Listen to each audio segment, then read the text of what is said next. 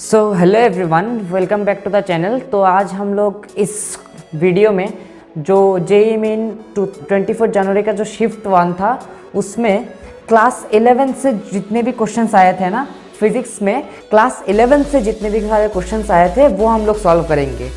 तो हम लोगों ने पिछले दो वीडियो में 12th वाले जो क्वेश्चन थे वो हम लोगों ने सॉल्व कर लिया था। अब 11th वाले क्वेश्चन हम लोग सॉल्व करेंगे जो 11th क्लास से आया है। तो चलते डायरेक्टली क्वेश्चन पे।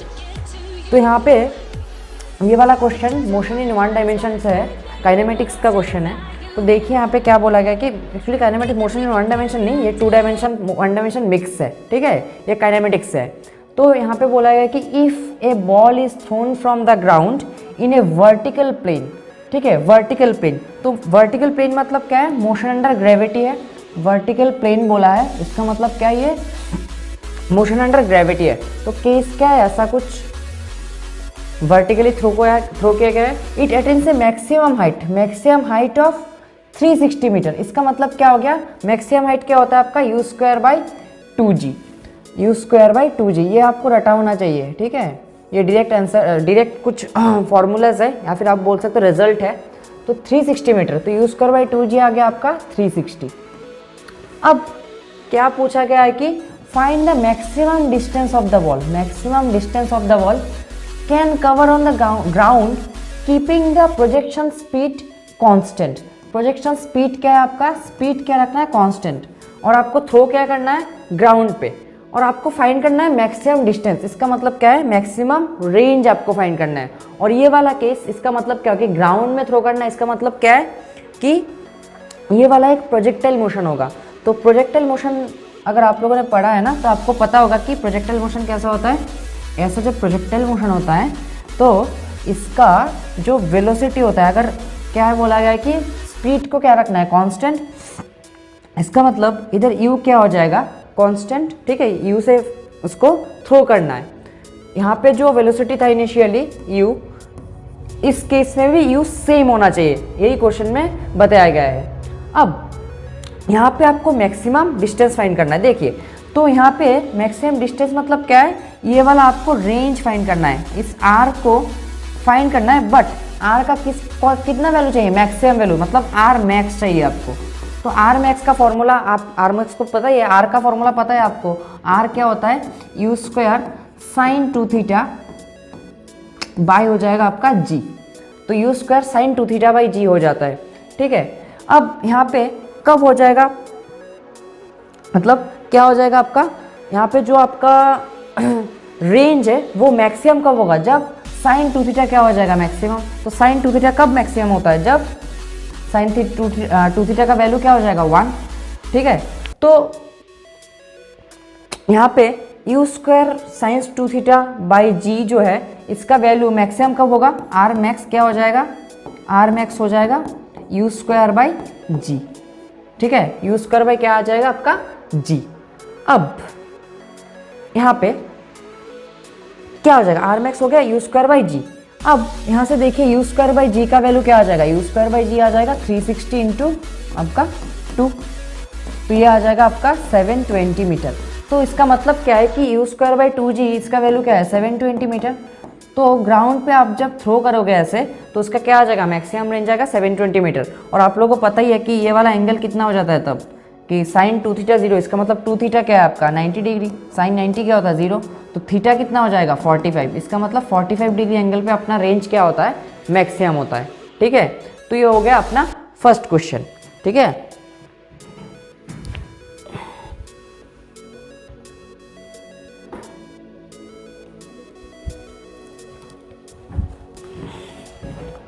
तो अभी चलते हैं अपन क्वेश्चन नंबर 2 पे, सेकंड क्वेश्चन पे।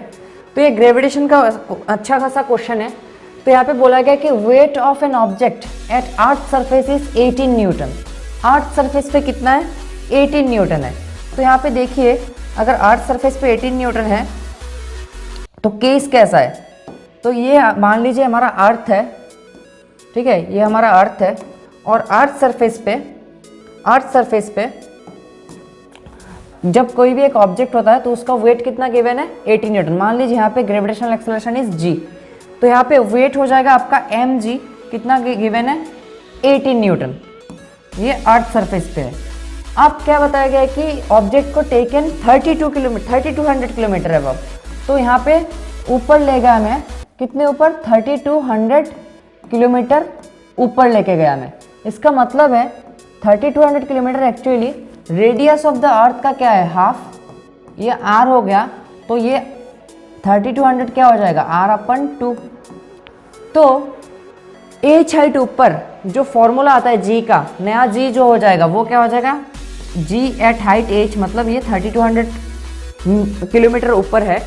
तो 3200 किलोमीटर ऊपर जब ऊपर का जो फॉर्मूला आता है, फॉर्मूला क्या होता है, जनरल फॉर्मूला आपको यूज करना है। जनरल फॉर्मूला कौन सा है, g/1 + h/r होल स्क्वायर, ये वाला फॉर्मूला यूज करना है। आप भूल से भी ये वाला फॉर्मूला मत यूज कीजिए। देखिए g h और एक फॉर्मूला आता है g × 1 - 2h/r, ये बस उस केस में, ये किस केस में, ये एक स्पेशल फॉर्मूला है, स्पेशल केस का फॉर्मूला है। वो केस क्या है, h should be very very very very less than r। ये जो हाइट है आपका वो बहुत ही छोटा होना चाहिए, छोटा सा हाइट होना चाहिए, तभी जाके ये फॉर्मूला आप लोग अप्लाई कर पाओगे। इस केस में अभी जो क्वेश्चन गिवन है इस पे तो आप अप्लाई कर ही नहीं पाओगे इसको। तो आपको क्या करना है, ये वाला क्वेश्चन, ये वाला फॉर्मूला अप्लाई करना है। तो इस वाले फॉर्मूला पे अगर हम लोग पुट कर देंगे वैल्यू, देखो h क्या हो जाएगा, h हो जाएगा आपका ये, h हो जाएगा आपका ये r/2, ये 6400 का हाफ है। तो यहाँ पे आप लोग अगर वैल्यूज पुट करेंगे तो क्या हो जाएगा, देखिए g/, क्या हो जाएगा, g/, हो जाएगा 1 + h की जगह पुट करेंगे हम लोग r/2 by r whole square. अब यहाँ पे कैंसिल आउट हो जाएगा, r कैंसिल आउट, तो 1 + हाफ कितना आ जाएगा, 3/2। इसका मतलब g बाई आपका आ जाएगा 3/2 का होल स्क्वायर, और ये क्या आ जाएगा, g × 3 का स्क्वायर इज 9, तो नीचे आ जाएगा 9, और यहाँ पे 2 स्क्वायर क्या आ जाएगा ऊपर 4, तो यहाँ पे g × 4/9। तो ये आ गया आपका नया वाला जो g है। इसका मतलब हम लिख सकते हैं, देखिए हम लोग लिख सकते हैं कि h हाइट के ऊपर जो वेट होगा वो क्या हो जाएगा, m g at height h। अब m × g at height h क्या है, g × 4/9, इसका मतलब g × 4/9 आ जाएगा आपका। यहाँ पे आ जाएगा mg × 4/9। mg क्या है आपका, mg है आपका 18, तो आपका 18 न्यूटन आ जाएगा इधर, 18 × 4/9। अब 9 से कैंसिल आउट कर दो, क्या आ जाएगा आपका 8। इसका मतलब आंसर क्या आ गया आपका 8 न्यूटन। तो ये है आपका आंसर, 8 न्यूटन आ जाएगा आंसर। तो ये आपका ग्रेविटेशन का एक बहुत ही अच्छा क्वेश्चन है। मैं हर बार बताता हूँ कि जो डेप्थ, डी डेप्थ और एच हाइट पे जाके जो जी कैलकुलेशन करना होता है, जी कैलकुलेशन मतलब आपका ग्रेविटेशनल एक्सेलरेशन कैलकुलेशन करना होता है, वो सारे क्वेश्चन बहुत ही इंपॉर्टेंट है। तो ये हो गया आपका क्वेश्चन। अब चलते हैं नेक्स्ट क्वेश्चन पे। तो देखिए यहाँ पे एक स्टेटमेंट बेस्ड क्वेश्चन है और ये न्यूटन्स लॉज ऑफ मोशन का है क्वेश्चन, बहुत ही इंपॉर्टेंट, बहुत ही आसान सा क्वेश्चन है। If the weight of lift is equal to the tension force of the cable wire, तो टेंशन क्या बोला है कि वेट ऑफ द लिफ्ट, तो यहाँ पे एक लिफ्ट गिवन है मान लीजिए और यहाँ पे केबल है, तो केबल का टेंशन अगर इस लिफ्ट का वेट क्या है यहाँ पर mg, अगर ये दोनों इक्वल है, t = mg है, तो क्या हो जाएगा, ये लिफ्ट का एक्सेलरेशन क्या हो जाएगा 0, then it moves with uniform velocity, correct. Uniform velocity मतलब v कांस्टेंट, तो v कांस्टेंट क्या कब होता है, ये जब आपका एक्सेलरेशन 0 होता है। एक्सेलरेशन 0 मतलब फोर्स क्या है, फोर्स आपका 0 है, क्योंकि फोर्स क्या होता है मास इनटू एक्सेलरेशन। अगर एक्सेलरेशन ही 0 है तो फोर्स भी कितना हो जाएगा 0, तो फोर्स 0 हो गया तो क्या हो जाएगा वेलोसिटी, या फिर एक्सेलरेशन 0 होगा तो वेलोसिटी क्या हो जाएगा कांस्टेंट, क्योंकि वेलोसिटी चेंज नहीं होता है। वेलोसिटी चेंज करने के लिए वेलोसिटी को चेंज कौन करता है, एक्सेलरेशन, अगर वो ही 0 हो गया तो क्यों होगा वेलोसिटी चेंज। अब इधर if the lift moves downward, अब लिफ्ट किधर मूव कर रहा है downward, moves downward with an acceleration, ठीक है, एक एक्सेलरेशन से अगर मूव कर रहा है तो contact force between the boys feet and lift floor is more than the weight of the body. तो कॉन्टैक्ट फोर्स मतलब क्या होता है, कॉन्टैक्ट फोर्स मतलब आपका जो नॉर्मल रिएक्शन है उसकी बात हो रहा है इधर। तो यहाँ पे लिफ्ट के अंदर क्या बोला गया है कि लिफ्ट नीचे की तरफ जा रही है जी एक्सेलरेशन से, सॉरी जी नहीं ए एक्सेलरेशन से। अगर ए एक्सेलरेशन जा रही है तो यहाँ पे अगर एक ऑब्जेक्ट है या फिर क्या बोला गया है कि यहाँ पे क्या है, कॉन्टैक्ट फोर्स बिटवीन किसके अंदर, the boys feet. Boys feet मतलब हम इस ऑब्जेक्ट को बॉय मान सकते हैं कि लिफ्ट के अंदर एक बॉय है, तो यहाँ पे नॉर्मल डायरेक्शन किधर लगेगा, ऊपर, ठीक है। इसका वेट नीचे की तरफ लगेगा, ठीक है। तो इस पर स्यूडो फोर्स लगेगा और एक स्यूडो फोर्स क्या लगेगा, ऊपर की तरफ, ठीक है, क्या लगेगा, एम ए। तो ये ऐसे लिख सकते हो अपन कि N plus M A equals to क्या है, एम जी, ऐसे लिख सकते हो बस। तब क्या हो जाएगा, m equals to m ji minus a. तो यहाँ पे देखो थोड़ा सा फील्ड कम होगा ना, तो यहाँ पे बोला गया है कि weight of the body, weight of the boy से ज़्यादा हो जाएगा, लेकिन वेट ऑफ द बॉय से ज़्यादा नहीं होगा, वो कम हो जाएगा एक्चुअली। देखो यहाँ पे कम हो रहा है, normal reaction M ji minus M A हो रहा है, मतलब एम जी से कम हो रहा है ये, मतलब N is less than M G, क्योंकि एम जी से कुछ माइनस करने के बाद ही आपको एन मिला है। तो क्या हो जाएगा, ये एन कम है आपका। तो एन अगर कम है तो क्या हो जाएगा, आपका स्टेटमेंट 2 है वो रॉन्ग है और स्टेटमेंट 1 इज करेक्ट। तो आपका आ जाएगा 1 is true but 2 is false, आपका ऑप्शन सी। अब चलते हैं नेक्स्ट क्वेश्चन पे। तो ये वर्क फॉर एनर्जी का एक क्वेश्चन है। देखिए एक कांस्टेंट फोर्स, तो यहाँ पे पहले ही बताया गया है कि एफ इज कांस्टेंट, एफ आपका क्या है, कांस्टेंट है। और उसके बाद क्या गिवन है, on a body of mass कितना है, 1 kg।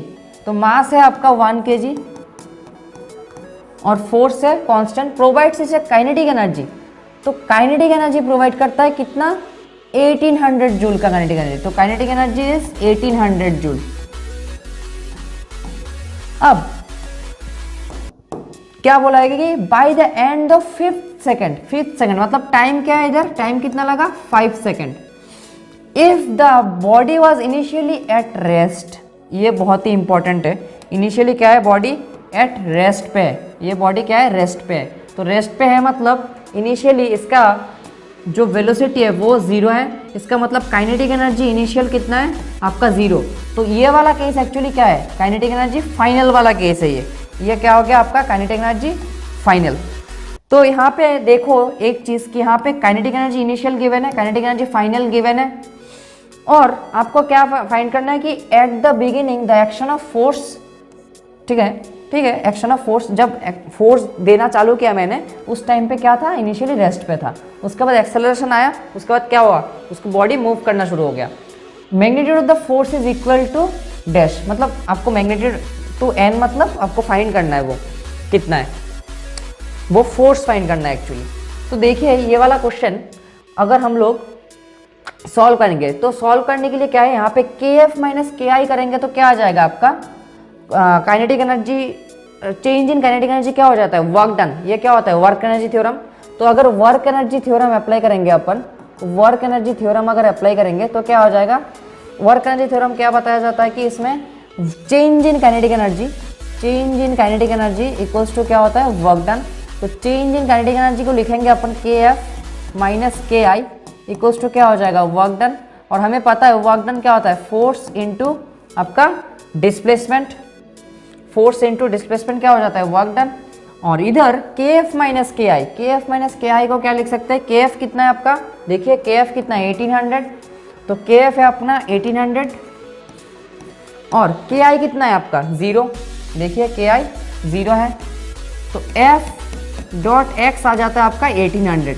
लेकिन यहाँ पे आपको x तो पता ही नहीं है, आपको, तो x फाइंड करना है आपको। अब देखिए सिचुएशन क्या है, सिचुएशन आपका है u इक्वल्स टू 0, आपको x यानी डिस्प्लेसमेंट फाइंड करना है, तो डिस्प्लेसमेंट क्या आ जाएगा और टाइम क्या है t इक्वल्स टू 5, तो x इक्वल टू क्या हो जाएगा u into T, U T,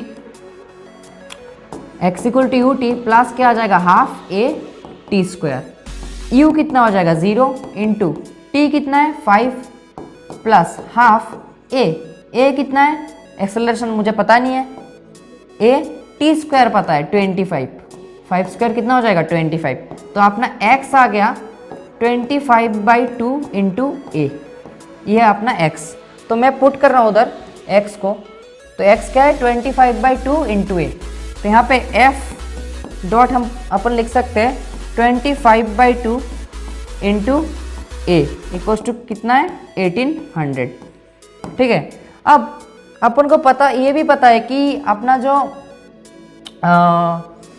force है, फोर्स को क्या लिख सकते हैं अपन, मास इनटू एक्सेलरेशन। फोर्स को क्या लिख सकते हैं, मास इनटू एक्सेलरेशन। इसका मतलब A इक्वल्स टू लिख सकते हैं F by M, F by M. तो इस F बाई एम को अगर इधर पुट कर देंगे अपन इस A की जगह, तो क्या आ जाएगा F dot 25/2 dot A। A कितना हो गया आपका F by M, F by M ये हो गया आपका 1800। अब क्या करेंगे, इधर F स्क्वायर आ जाएगा, M कितना है 1 kg। देखिए F कितना, M कितना है अपना 1 kg, तो M को 1 पुट कर देंगे तो क्या आ जाएगा F स्क्वायर इक्वल्स टू क्या आ जाएगा 1800 इंटू 2 अपन कितना आ जाएगा 25। तो इसको आप सॉल्व कर लो, अभी आसानी से सॉल्व कर लो। देखो F स्क्वायर इक्वल्स टू आ जाएगा अपना 3600 अपन 25। तो 36 का स्क्वायर होता है 6 स्क्वायर, और इधर 100 है, 100 का क्या आ जाएगा 10 स्क्वायर, और नीचे क्या आ जाएगा 5 स्क्वायर। तो यहाँ पे F आ जाएगा आपका 6 इंटू 10/5। तो 5 कट जाएगा 2, आपका क्या आ जाएगा 12 न्यूटन।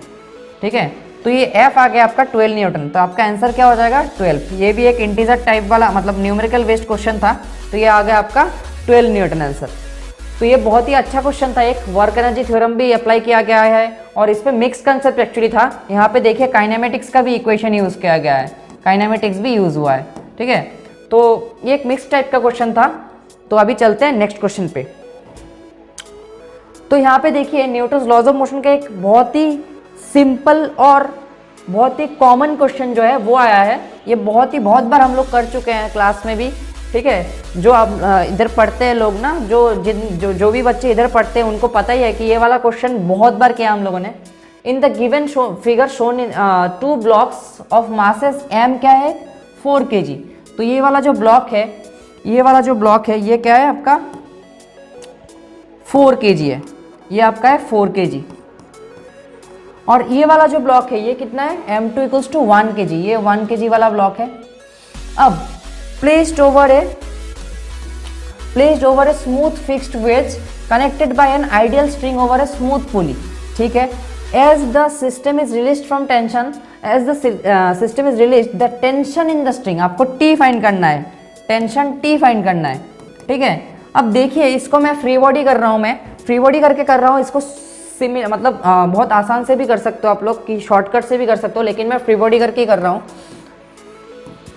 ये आपका M1 है, तो M1 पे देखो आप, ये एंगल कितना है 60 डिग्री।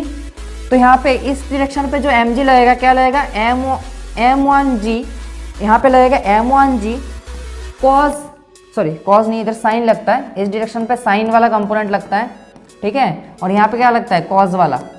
ठीक है, तो इधर लगेगा mg, साइन क्या आ जाएगा 60, और टेंशन क्या लगेगा उधर इस स्ट्रिंग पे ऊपर की तरफ टेंशन लगेगा इधर, और इधर भी टेंशन लगेगा। दोनों में टेंशन क्या हो जाएगा सेम, क्योंकि ये पुली क्या है मासलेस। और अगर कोई भी एक स्ट्रिंग के बीच में कोई मास नहीं आता है तो टेंशन क्या रहता है, सेम टेंशन रहता है। तो यहाँ पे आ गया आपका M1g साइन 60 इस डायरेक्शन पे, और ऊपर के डायरेक्शन में क्या आ जाएगा आपका इस डायरेक्शन पे। अगर मैं बोलता हूँ तो इस डायरेक्शन में क्या आ जाएगा, इस डायरेक्शन पे आपका आ जाएगा टेंशन फोर्स, और इस डायरेक्शन में आ गया आपका टेंशन फोर्स। और इसका एक्सेलरेशन आप मान लो किसी भी डायरेक्शन में मान सकते हो अपन। तो आप मान लो कि इसका एक्सेलरेशन ये 4 kg है ना, तो यहाँ इधर मान लो आप एक्सेलरेशन a, तो इसका भी एक्सेलरेशन ऊपर की तरफ क्या हो जाएगा a। ये अगर नीचे ये स्ट्रिंग अगर इस डायरेक्शन पे a एक्सेलरेशन से आ रहा है तो ये ऊपर उठ जाएगा ना, ये वाला मास a एक्सेलरेशन से। तो यहाँ पे मान लिया मैंने कि एक्सेलरेशन इधर है a, तो यहाँ पे अगर इक्वेशन ऑफ मोशन लिखूंगा तो क्या हो जाएगा, ये वाला फोर्स ज़्यादा, तो यहाँ पे लिख सकते हैं अपन M1g साइन 60 डिग्री माइनस क्या आ जाएगा आपका टेंशन इक्वल्स टू क्या हो जाएगा mass into acceleration. This force is greater, so this force minus that force equals to mass into acceleration M1 into a। तो ये हो गया आपका पहला इक्वेशन। अब सेकंड वाला जो ब्लॉक है, ये वाला ब्लॉक, इस ब्लॉक में मैं इक्वेशन लिख रहा हूँ, और एक देखिए इधर ही लिख रहा हूँ मैं, इधर है मास M2 आपका, तो इधर हो जाएगा आपका M2g साइन 30 डिग्री, क्योंकि इधर एंगल कितना है आपका 30, और ये ऊपर की तरफ क्या लगेगा, एक फोर्स लगेगा जो है टेंशन अपना, ठीक है। और इसका एक्सेलरेशन ऊपर की डायरेक्शन में क्या हो जाएगा, अपवर्ड डायरेक्शन पे ए हो जाएगा। अब देखो इधर ध्यान से देखना, देखो इधर इसका इक्वेशन अगर लिखूंगा मैं तो यहाँ पे कौन सा ज़्यादा है, ए जिधर है उसका फोर्स क्या है, टी, तो टी ज़्यादा है, टी माइनस क्या आ जाएगा m2g साइन 30 इक्वल्स टू आ जाएगा आपका m2 इंटू ए। तो ये होगा आपका इक्वेशन।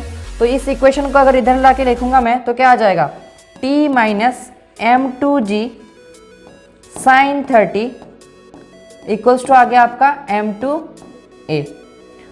अब अगर इन दोनों को मैं एलिमिनेट कर दूंगा, एलिमिनेशन अप्लाई करूंगा तो क्या आ जाएगा, टी टी कैंसिल आउट हो जाएगा। तो इधर लिख सकते हैं अपन m1 g कॉमन ले लेता हूं मैं, यहाँ पे m1 60 डिग्री, तो m1 वैल्यू पुट कर देते हैं। अब देखो m1 का वैल्यू, g कॉमन ले लिया मैंने, m1 का वैल्यू कितना है 4, तो यहाँ पे 4 पुट कर देता हूँ मैं, 4 इंटू साइन 60 √3/2, ठीक है। उसके बाद सॉरी यहाँ पे माइनस आ जाएगा बीच में, माइनस आने के बाद क्या हो जाएगा, कौन सा वैल्यू लेना है आपको, ये वाला। तो यहाँ पे m2 क्या है आपका 1, m2 कितना है 1 kg, और उसके बाद 1 इंटू क्या आ जाएगा साइन 30 मतलब हाफ, और यहाँ पे आ जाएगा a कॉमन ले लेंगे तो क्या आ जाएगा, ये दोनों ऐड कर देंगे तो आपका आ जाएगा 4 + 1, तो यहाँ पे हो जाएगा 5a, और इधर आ जाएगा आपका g इंटू कैंसिल आउट करेंगे 2√3 माइनस आपका आ जाएगा हाफ। अब इसको अगर सॉल्यूशन करेंगे हम लोग, देखिए थोड़ा मैं इधर कर रहा हूँ, इधर जगह है थोड़ा, इसको मैं सॉल्यूशन कर रहा हूँ। तो यहाँ पे आ जाएगा आपका g का वैल्यू मान लेंगे अपन 10, इस g को मान लेते हैं अपन 10, और इधर आ जाएगा 2, यहाँ पे आ जाएगा 2 × 2 = 4 माइनस 1 इक्वल्स टू कितना आ जाएगा 5a। अगर 5 से कैंसिल आउट करेंगे तो आ जाएगा 2 से 2 कट जाएगा, तो a आ गया आपका 4√3 माइनस 1। अब इसको अगर किसी भी एक इक्वेशन में पुट कर दोगे ना तो t अपना फाइंड हो जाएगा। तो ये वाला मैं छोड़ रहा हूँ अभी इतना तक ही, आप t फाइंड कर लेना, किसी भी एक इक्वेशन में पुट कर दो, इधर कोई भी एक इक्वेशन में t जो a आया है उसको पुट कर दो तो आपका टेंशन फाइंड हो जाएगा, ठीक है।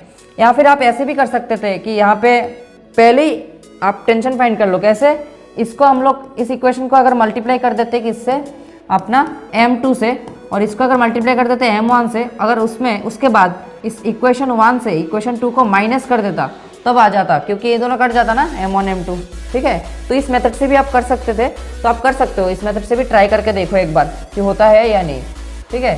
तो अभी चलते हैं अपन नेक्स्ट क्वेश्चन पे। तो ये अपना प्रॉपर्टीज ऑफ सॉलिड, या फिर जो चैप्टर हम लोग कहते हैं कि यंग्स मॉड्यूलस मैंने बोला भी था, जो वीडियो है मैंने पिछले वाला वीडियो जिसमें मैंने बोला था कि कौन से टॉपिक आपको पढ़ना है, उसमें मैंने बोला था कि यंग्स मॉड्यूलस बहुत ही इंपॉर्टेंट टॉपिक है, एक यंग्स मॉड्यूलस करके जाओ आप। तो यहाँ पे देखो एक क्वेश्चन गिवन है, a light rod of cross section area a. तो ये लाइट रॉड जो है इसका क्रॉस सेक्शनल एरिया कितना है, अपना ए है, ठीक है। ये वाला क्रॉस सेक्शनल एरिया कितना है, ए है। उसके बाद क्या बोला गया कि यंग्स मॉड्यूलस इज वाई, अपना यंग्स मॉड्यूलस कितना हो गया, इसका यंग्स मॉड्यूलस कितना हो गया, वाई हो गया।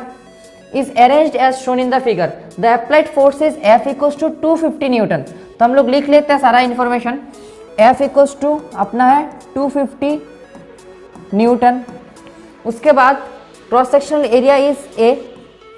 उसके बाद क्या बोला है, if the length of the rod is 1 metre, तो लेंथ ऑफ रॉड मतलब L कितना हो गया आपका 1 metre. The extension comes out to be x into 10⁻⁻6 metre. तो एक्सटेंशन मतलब delta L, change in length क्या होता है एक्सटेंशन, तो चेंज इन लेंथ हो गया आपका x इंटू 10⁻⁻6 मीटर। तो आपको x फाइंड करना है। तो यहाँ पे a गिवन है, देखिए a गिवन है 6.25 इंटू 10⁻⁻4, ठीक है। और y भी गिवन है, यंग्स मॉड्यूलस गिवन है 10⁻10, तो y गिवन है 10⁻10। अब आपको जस्ट फॉर्मूला लिखना है। देखो यंग्स मॉड्यूलस क्या होता है, स्ट्रेस बाय स्ट्रेन, स्ट्रेस क्या होता है फोर्स बाय एरिया, स्ट्रेस क्या होता है फोर्स बाय एरिया, और नीचे स्ट्रेन मतलब क्या है, delta L by L, change in length by initial length is the strain. ये स्ट्रेस है अपना, ये ऊपर वाला है स्ट्रेस, ये स्ट्रेस, और ये क्या हो गया आपका स्ट्रेन। तो स्ट्रेस और स्ट्रेन का रेशियो क्या होता है अपना, यंग्स मॉड्यूलस। अब इधर F बाई ए, देखिए F कितना है 250 बाई ए कितना है 6.25 इंटू क्या आ जाएगा आपका 10⁻⁻⁴, और नीचे क्या आ जाएगा आपका delta L by L, delta L कितना आ जाएगा x इंटू, ये आ गया आपका x इंटू 10⁻⁻⁶ बाई कितना आ जाएगा L कितना है 1 मीटर, तो यहाँ पे 1 पुट कर दो आप। अब ये y कितना गिवन है 10⁻⁻10, यही तो y है ना, ये y कितना हो जाएगा 10⁻⁻10, देखिए 10⁻⁻10 गिवन है। तो इसको अभी सॉल्व करना है हमें, तो हम सॉल्व करते हैं, देखो तो इसको सॉल्व करेंगे अपन, क्या हो जाएगा देखते हैं सॉल्व कैसे करते हैं। तो यहाँ पे 6.25 है, तो इसको क्या करते हैं अपन 250 बाई, इसको हम लोग लिख सकते हैं काट के 10⁻⁻ इधर -4 नीचे, तो x इंटू लिख सकते हैं अपन 10⁻⁻2 हो जाएगा 10⁻⁻2, और यहाँ पे गिवन है इंटू 6.25 का हम लोग 625 लिख रहे हैं, और इधर एक एक्स्ट्रा 100 दे रहे हैं, ठीक है। तो यहाँ पे 10 क्या आ गया 10। अब देखो 25 से अगर कैंसिल आउट करूँगा तो ये हो जाएगा 10, 25 से कैंसिल आउट करूँगा तो ये हो जाएगा 25। अब x के साथ क्या क्या आ जाएगा 10⁻⁻2 इंटू 25 इंटू आ जाएगा 10⁻10 ये, और इधर आ जाएगा 10⁻3। तो यहाँ पे x इक्वल्स टू हम लोग लिख सकते हैं 10 क्यूब अपन 10⁻⁻2 इंटू 25 इंटू 10⁻10, ठीक है। तो यहाँ पे अपन लिख सकते हैं 1/25 इंटू, ये हो जाएगा आपका 10⁵, मतलब 10 क्या आ जाएगा आपका -5। तो ये हो गया आपका आंसर, x इक्वल्स टू कितना आ जाएगा अपना 1/25 इंटू 10⁻⁻5 आ जाएगा अपना आंसर। तो ये हो गया आपका बहुत ही आसान सा एक सवाल प्रॉपर्टीज ऑफ सॉलिड से।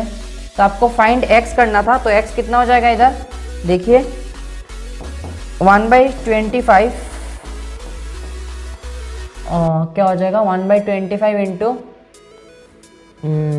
क्या हो गया 1/25 इंटू 10⁻⁻5 था, तो 10⁻�6 लाना है इधर, देखिए 10⁻�6, तो 10⁻5 है, अगर -6 ले आया मैंने 10⁻6 ले आया मैंने, तो इसके साथ क्या चाहिए और एक 10⁻10 चाहिए मुझे, सिर्फ 10, ठीक है।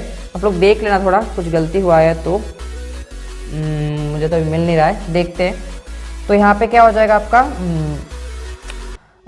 10/25, तो ये आ गया आपका 5 2 ज़ा 10, 5 5 ज़ा मतलब 2/5 आ रहा है, देख लेना, थोड़ा कैलकुलेशन मिस्टेक हुआ है तो इधर कुछ भी, तो आप देख सकते हो इधर, इसको ऐसे कर सकते हैं अपन। अभी चलते हैं नेक्स्ट क्वेश्चन पे। नेक्स्ट क्वेश्चन यूनिट और डायमेंशन से आया है, बहुत ही इजी क्वेश्चन है।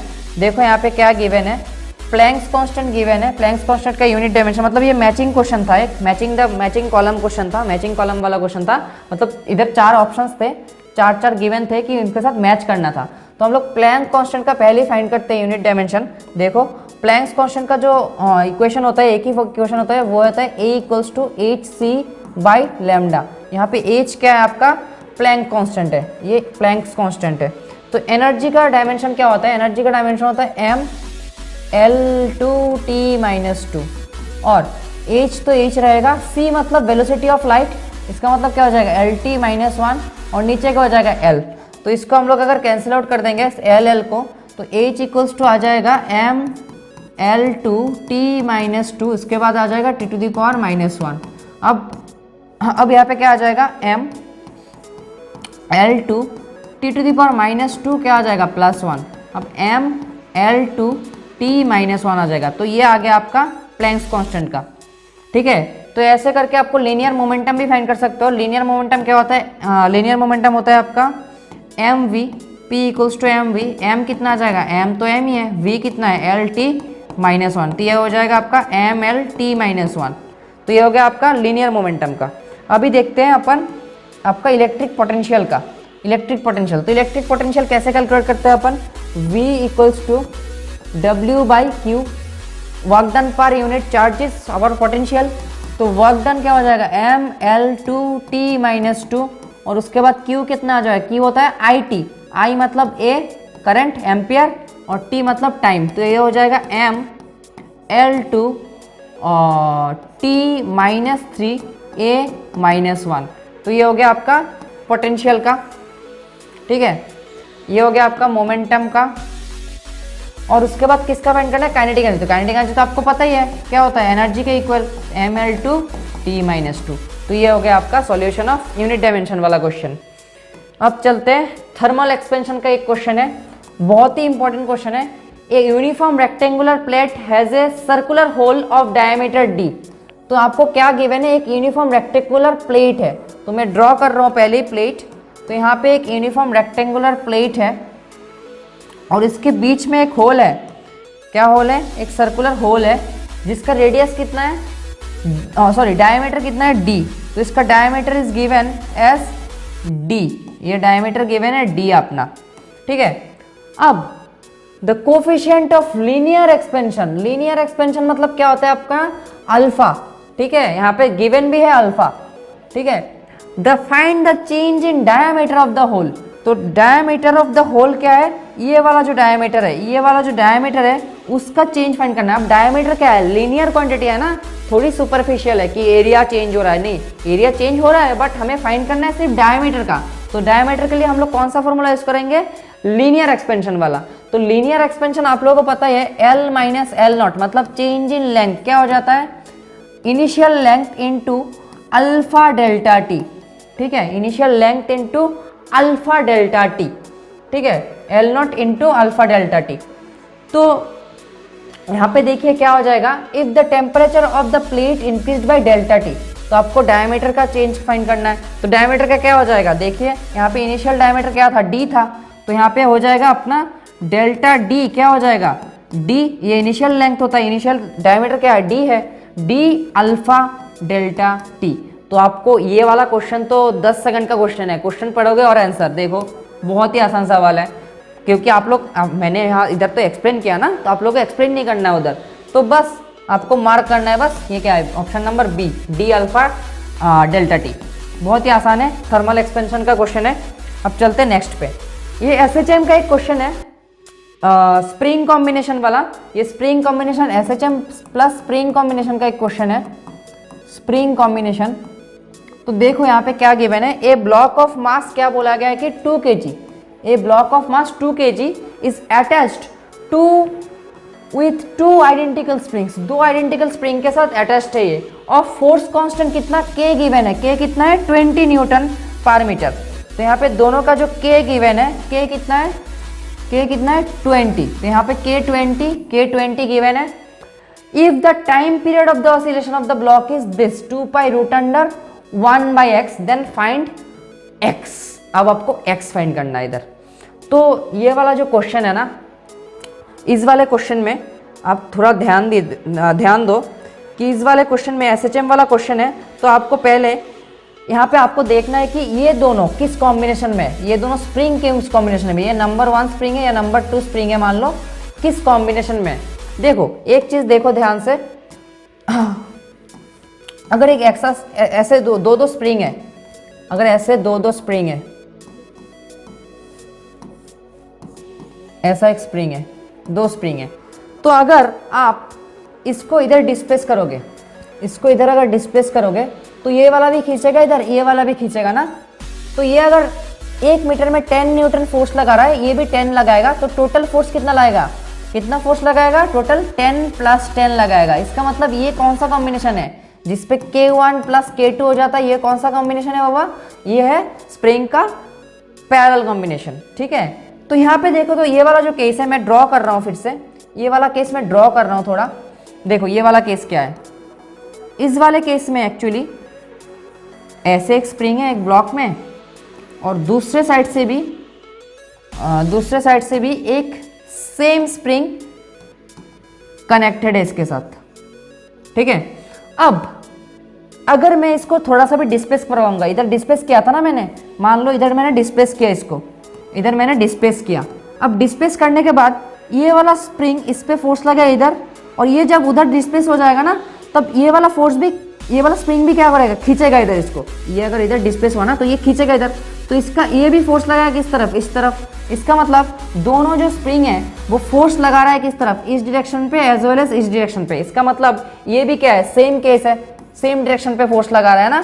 तो इसका मतलब ये क्या हो गया, ये एक्चुअली पैरेलल कॉम्बिनेशन है, ये सीरीज नहीं है। देखने में लग रहा है कि एक लाइन में है तो सीरीज नहीं, ऐसा नहीं है, ये पैरेलल कॉम्बिनेशन में। तो पैरेलल कॉम्बिनेशन में है तो क्या करना पड़ेगा आपको, तो इसका K इक्विवेलेंट क्या हो जाएगा, K इक्विवेलेंट हो जाएगा आपका 20 + 20, ये आ जाएगा आपका 40। अब आपका जो वेलोसिटी होता है, मतलब टेंशन होता है, टेंशन क्या होता है क्या फाइंड करना है आपका, टाइम पीरियड, सॉरी टेंशन बोल रहा हूँ मैं, टाइम पीरियड फाइंड करना है। टेंशन तो उसमें होता है जो वेव मोशन में होता है। तो यहाँ पे टाइम पीरियड जो होता है t इक्वल्स टू क्या हो जाता है, SHM का time period t equals to 2π√m/k हो जाता है। t इक्वल्स टू 2π√m/k, ये आपके स्प्रिंग के लिए है। और एक था t इक्वल्स टू 2π√L/g, ये होता है आपका सिंपल पेंडुलम के लिए, सिंपल पेंडुलम के लिए। तो ये दोनों याद रखो आप, काम आ सकता है, ये सिंपल पेंडुलम के लिए। तो t equals to 2π√m, m कितना है आपका, देखो तो m कितना है, m 2 kg। तो यहाँ पे 2 पुट कर दो और नीचे क्या पुट करना है, k मतलब k इक्विवेलेंट कितना है 40। तो 40 कैंसिल आउट 2 से 20। इसका मतलब है अगर इसके साथ अगर आप कंपेयर करोगे, देख लो इसके साथ अगर कंपेयर करोगे तो 2π 1 1, इसका मतलब x कितना हो गया आपका 20। तो इसका आंसर आ जाएगा x इक्वल्स टू 20। तो बहुत ही अच्छा सा क्वेश्चन है, बहुत ही आसान सवाल है। अब यहाँ पे वेव मोशन का एक क्वेश्चन है, वेव का मैंने बोला था वेव भी बहुत एक इंपॉर्टेंट चैप्टर है, इनमें से इजी क्वेश्चंस आते हैं बहुत। तो देखो वेव का जो क्वेश्चन है इधर गिवन है 0.505 sin 2x - 4t, ऐसा एक वेव इक्वेशन गिवन है, ये y मान लिया मैंने। तो वेव का जो जनरल इक्वेशन होता है वो कैसा होता है, y equals to a sin यहाँ पे kx - ओमेगा t होता है, ठीक है, kx - ओमेगा t। तो यहाँ पे अगर कंपेयर करोगे तो k कितना हो जाएगा आपका, k हो जाएगा 2। तो यहाँ पे k आ गया आपका 2, और उसके बाद ओमेगा कितना हो जाएगा, ओमेगा हो जाएगा आपका 4, ओमेगा आ जाएगा आपका 4। ये जनरल इक्वेशन होता है। तो जनरल इक्वेशन के साथ हम लोग क्या कंपेयर कर लिया कि जो गिवन इक्वेशन है वो कंपेयर कर लिया। अब a क्या है, a तो हो जाएगा 0.5, वो हमें चाहिए ही नहीं, क्योंकि हमें चाहिए क्या, फाइंड द वेलोसिटी। अब आप लोगों को पता होगा कि वेलोसिटी का रिलेशन जो आता है वो आता है k के साथ। अब k का दो टाइप का फॉर्मूला आता है, k का दो टाइप का फॉर्मूला आता है। k इक्वल्स टू एक आता है ओमेगा बाई v, ठीक है, और k इक्वल्स टू आता है 2π/λ। अब आप सोच ही सकते हो कि कौन सा चाहिए हमें, अभी ज़रूरत कौन सा है, वेलोसिटी चाहिए ना हमें। तो वेलोसिटी के लिए ये वाला फॉर्मूला ले लेंगे क्योंकि इसके नीचे वेलोसिटी है। अब k equals to omega by v अगर है तो इसमें वैल्यू पुट कर दो। k कितना है, k अपना है 2, k पुट कर दो 2, ओमेगा क्या है 4, ओमेगा पुट कर दो 4, और इधर आ जाएगा v। तो v इक्वल्स टू आ जाएगा 4/2। इसका मतलब क्या आ गया आंसर 2। तो आपका जो करेक्ट ऑप्शन है वो है अपना a, ठीक है। तो ये है अपना वेव वाला क्वेश्चन। अभी चलते हैं नेक्स्ट क्वेश्चन पे। तो ये देखिए वैसे तो रोटेशनल मोशन एक टफ चैप्टर होता है, लेकिन जेईई मेन में हमेशा बोलता हूँ मैं कि जेईई मेन में आपको किसी भी टॉपिक छोड़ के नहीं जाना है। कि मैं जब जेईई मेन का डेट रिलीज हुआ था तब भी मैंने बोला था एक वीडियो में कि जेईई मेन में आपको सारे क्वेश्चंस करके जाना है, सारे क्वेश्चंस और सारे टॉपिक्स एटलीस्ट करके जाना है, बेसिक तो पता होना चाहिए। तो ये बहुत ही रोटेशनल मोशन वैसे तो एक टफ चैप्टर है, लेकिन ये बहुत ही बेसिक से क्वेश्चन आ गया। देखिए बहुत ही बेसिक क्वेश्चन है।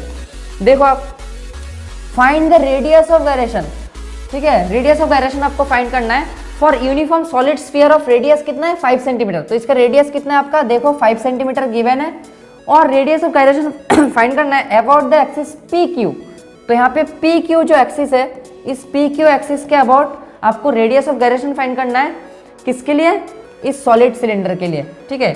अब देखो यहाँ पे जो एक्सिस गिवन है उससे 10 सेंटीमीटर दूर है ना ये, तो हमें सेंटर ऑफ मास के रेस्पेक्ट में, सेंटर ऑफ मास जो होता है, देखिए इधर जो सेंटर ऑफ मास है, इस ये वाला जो स्फीयर है, इस स्फीयर का जो सेंटर ऑफ मास है, इस स्फीयर का जो सेंटर ऑफ मास है वो क्या है, ये इस सेंटर ऑफ मास के रेस्पेक्ट में जो मोमेंट ऑफ इनर्शिया है वो पता होता है अपन को। तो यहाँ पे जो सेंटर ऑफ मास के रेस्पेक्ट में जो मोमेंट ऑफ इनर्शिया है वो क्या है, ये सॉलिड स्फीयर है, स्फीयर का क्या हो जाएगा 2/5 mr², ठीक है। 2/5 mr² क्या होता है अपना सॉलिड स्फीयर का moment of inertia about this centre of mass, ठीक है। सेंटर ऑफ मास के थ्रू अगर कोई भी एक्सिस है, उस एक्सिस के रेस्पेक्ट में क्या हो जाएगा 2/5 mr²। अब इधर देखिए थोड़ा, हमें इसके अबाउट फाइंड करना है रेडियस ऑफ गायरेशन ना, इसका मतलब मुझे पहले इसके अबाउट फाइंड क्या करना है, मोमेंट ऑफ इनर्शिया पहले फाइंड करना है। तो इसके about moment of inertia find करने के देखिए ये दोनों एक्सिस क्या है, पैरेलल, तो कौन सा थ्योरम लगाएंगे, पैरेलल एक्सिस थ्योरम। तो पैरेलल एक्सिस थ्योरम में क्या होता है कि आई पी क्यू अगर फाइंड करना है कि पी क्यू जो एक्सिस है उसके रेस्पेक्ट में क्या करना है, हमें find moment of inertia find करना है। तो ये क्या हो जाएगा आपका आई पी क्यू क्या हो जाएगा, आई सी ओ एम प्लस क्या हो जाएगा m इंटू ये वाला डिस्टेंस अगर d है तो इस डिस्टेंस का क्या हो जाएगा स्क्वायर, md²। तो I P Q equals to I C M कितना हो गया 2/5 mr²। m कितना है अपना, m है आपका okay m is not given, ठीक है, m r², r कितना है अपना, r कितना है 10, ठीक है, नहीं r 10 नहीं है, sorry I am sorry, R कितना है अपना 5 गिवन है, देखो आर तो रेडियस है ना, स्फीयर का है ना, सेंटर ऑफ मास के रेस्पेक्ट में, तो ये क्या हो जाएगा 5² प्लस md²। अब md² क्या हो जाएगा, m कितना है, m तो गिवन नहीं है, तो md² कितना हो जाएगा d कितना है अपना 10, तो ये हो जाएगा अपना 10², ठीक है। अब क्या करेंगे अपन, इसको m कॉमन ले लेंगे अपन, तो क्या हो जाएगा इधर 2/5 इंटू आ जाएगा 25 प्लस इससे भी m कॉमन चला गया, यहाँ पे क्या हो जाएगा 100, तो यहाँ पे 5 से कैंसिल आउट करेंगे तो आ जाएगा 5, इसका मतलब m इंटू आ जाएगा आपका 10, 5 to 10 प्लस 100, इसका मतलब आ गया आपका m इंटू 110, ठीक है। अब रेडियस ऑफ गायरेशन क्या होता है कि हम लोग मान लेंगे कि ये किसका इक्वल है, एक m इंटू k² के इक्वल है, जहाँ पे k क्या है, रेडियस ऑफ गायरेशन है, ठीक है। तो हम लोग मान लेंगे क्या, ये रेडियस ऑफ गायरेशन है, तो रेडियस ऑफ गायरेशन का क्या होता है, रेडियस ऑफ गायरेशन मतलब हम लोग एक ऐसा एक्सिस मान लेंगे कि उसके उस एक्सिस से अगर k डिस्टेंस पे रख दिया मैंने, तो k डिस्टेंस को ऑब्जेक्ट पे रख दिया, ऑब्जेक्ट को रख दिया, m मास का जो ऑब्जेक्ट है उसको रख दिया, so that the moment of inertia will be equal to क्या, moment of inertia will be equal to I P Q. तो ये हो गया आपका m कैंसिल आउट, तो k² आ जाएगा आपका, k² जो है आपका आ जाएगा k² इक्वल्स टू आ जाएगा 110, तो इसका मतलब k आ गया आपका √110, तो आपका आंसर आ जाएगा रेडियस ऑफ गायरेशन जो है √110 आ गया। तो ये आ गया आपका ऑप्शन नंबर सी। तो ये आ गया अपना जो 11th वाला पार्ट है, 11th वाले जितने भी क्वेश्चंस है देख लो आप, ये वाला क्वेश्चन था सिस्टम ऑफ पार्टिकल्स है। तो मैं फिर से बता रहा हूँ कि नेक्स्ट वाले शिफ्ट में, नेक्स्ट वाले जितने भी शिफ्ट्स होने वाले हैं, डेट्स है जे मेन का, तो उनमें से आप लोग ना ट्राई करो कि मिनिमम सिलेबस जो है, सिलेबस एटलीस्ट कवर कर लो। देखो इससे कितना अच्छा क्वेश्चन है, ये बहुत ही आसान सवाल है, एकदम बेसिक सा सवाल दे दिया, बहुत ही अच्छा सा क्वेश्चन है ये, ठीक है, ये बहुत ही आसान सवाल दे दिया। तो इस टाइप के क्वेश्चन तो आ ही सकता है, ठीक है। तो आप लोग पहले सिलेबस कंप्लीट करो अच्छे से, और मेरे से अगर फिजिक्स पढ़ना है तो आप इस चैनल को प्लीज़ सब्सक्राइब कर सकते हो, ठीक है। तो चलते हैं, अभी नेक्स्ट वीडियो में हम लोग शिफ्ट 2 के जो क्वेश्चंस है 11th और 12th के, वो हम लोग डिस्कस करेंगे। पहले 12th डिस्कस करेंगे, उसके बाद फिर से 11। तो thank you for staying with us. तो अभी इस वीडियो को अच्छे से, जितने भी क्वेश्चंस करवाया मैंने, आप लोग अच्छे से कर लो प्रैक्टिस, और क्वेश्चन प्रैक्टिस करते रहो। All the best for next shift. Thank you.